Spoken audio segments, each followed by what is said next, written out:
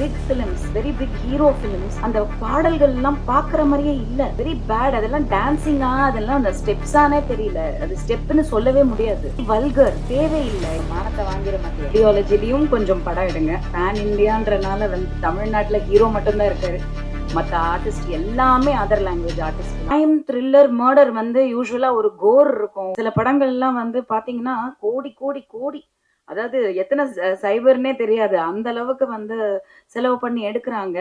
நடிகர்களுக்கும் அந்த சம்பளம் கொடுக்குறாங்க. But sometimes you can't see it on screen.